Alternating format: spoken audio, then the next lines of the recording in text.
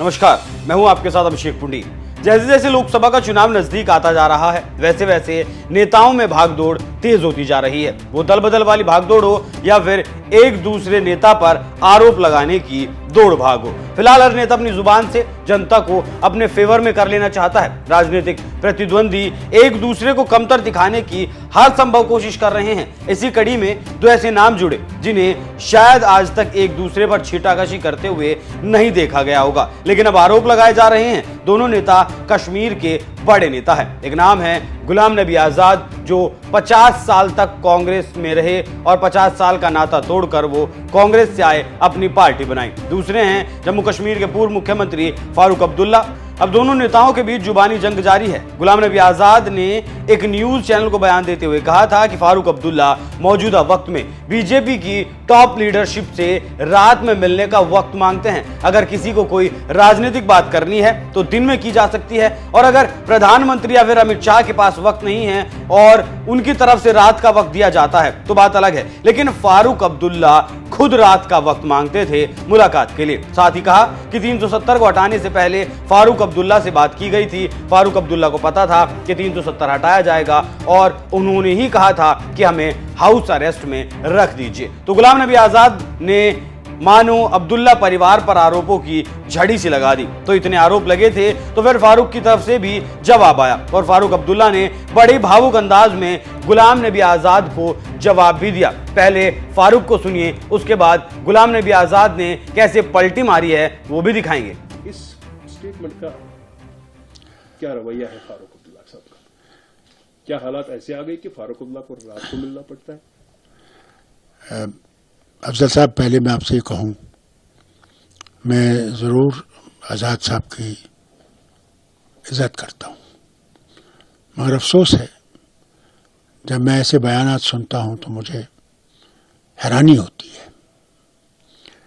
अगर फारूक अब्दुल्ला को वज़ीर आज़म से मिलना है या अमित शाह साहब से मिलना है तो मैं दिन को मिलूंगा, रात को क्यों मिलूं?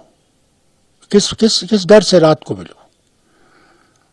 और मुझे अफसोस इस बात का है कि ये जोर जोर से ये कह रहे हैं। क्या वजह है कि इनको ये लगा है कि फारूक अब्दुल्ला को हर रास्ते से बदनाम करना है, फारूक अब्दुल्ला को घसीटना हर चीज में? इन्हें याद रखना चाहिए, वो फारूक अब्दुल्ला ही था जब कोई नहीं चाहता था कि गुलाम नबी आजाद को राज्यसभा की सीट मिले, तो फारूक अब्दुल्ला ही था जिसने राज्यसभा की सीट गुलाम नबी आजाद को दी। और 2014 में जब राज्यसभा की सीट फिर से मिली होनी थी, मैं विलायत में अस्पताल में था। उस वक्त मिसेस गांधी ने उमर से कहा, बुला के कहा कि ये सीट जो हमने रखी है ये फारूक अब्दुल्ला के लिए रखी है, राज्यसभा की सीट।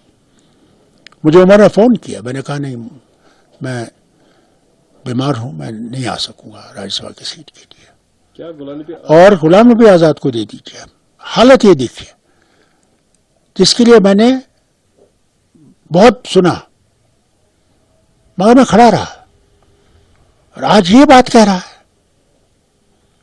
कि मैं रात को मिला। गुलाम नबी साहब, अपने फैक्ट्स को जरा ठीक तरह से देखिए। आपका कौन एजेंट है जो प्राइम मिनिस्टर के घर में बैठा है, या आपका कौन सा एजेंट है जो अमित शाह साहब के घर में बैठा है जो आपको ये खबरें सुना रहा है? लोगों को जरा बता दीजिए, उसका नाम बता दीजिए। फारूक अब्दुल्ला ने अपने ऊपर लगे सभी आरोपों को सिरे से खारिज कर दिया, बल्कि गुलाम नबी आजाद पर किए गए एहसान भी गिनवाए। बता दिया कि कैसे उनके कहने पर उन्हें राज्यसभा भेजा गया था। इसके बाद जब मामले ने तूल पकड़ा तो गुलाम नबी आजाद फिर मीडिया के सामने आए और फिर से अपनी बात को बदलते हुए कहा। वो क्या कहा है आप खुद ही सुन लीजिए। मैंने ये कभी दावा नहीं किया कि वो मिलते थे। मैंने ये कहा कि दिल्ली में सोर्सेज से पता चलता है कि वो सेंट्रल लीडरशिप को मिलने का प्रयास करते हैं, लेकिन सिर्फ रात में कोशिश करते हैं मिलने की। मैंने ये नहीं कहा कि वो मिले या अपॉइंटमेंट मिला या उनको। तो ये अगर ये इंप्रेशन है कि मिलते थे, मैंने कहा वो गलत है।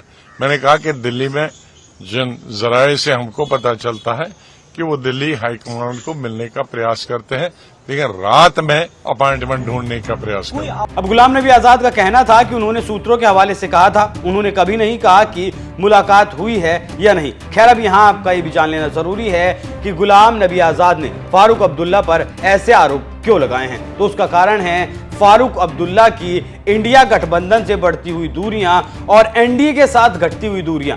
क्योंकि जब फारूक अब्दुल्ला से पूछा गया कि क्या वो बीजेपी के साथ गठबंधन कर सकते हैं 2024 के चुनाव के लिए, तो फारूक अब्दुल्ला ने कहा कि राजनीतिक पार्टियां हमेशा अपने लिए एक खिड़की हर पार्टी में खोल कर रखती हैं और समय पर जो मांग होगी वही किया जाएगा। तो ऐसे में कहना गलत नहीं होगा कि फारूक अब्दुल्ला की पार्टी इंडिया गठबंधन से अलग हो सकती है। और हो सकता है गुलाम नबी आजाद को इसी बात की खीज हो, क्योंकि गुलाम भी अपनी पार्टी बना चुके हैं और वो भी इस बार कश्मीर में चुनाव लड़ने वाले हैं। तो असल हकीकत क्या है वो तो दोनों नेता ही जानते हैं, लेकिन जिस तरीके से 2024 का चुनाव नजदीक आता जा रहा है और लगातार इंडिया गठबंधन के दल एक एक कर उसका साथ छोड़ रहे हैं, उस कड़ी में अगर फारूक अब्दुल्ला का भी नाम जुड़ जाए तो बहुत ज्यादा हैरानी की बात नहीं होनी चाहिए। और हो सकता है इंडिया गठबंधन का जो भविष्य है उसे देखते हुए ही फारूक अब्दुल्ला ने मुलाकात की हो बीजेपी लीडरशिप से, या फिर करने के बारे में सोचा हो। बाकी आपको क्या लगता है, क्या फारूक अब्दुल्ला बीजेपी के साथ जाने के लिए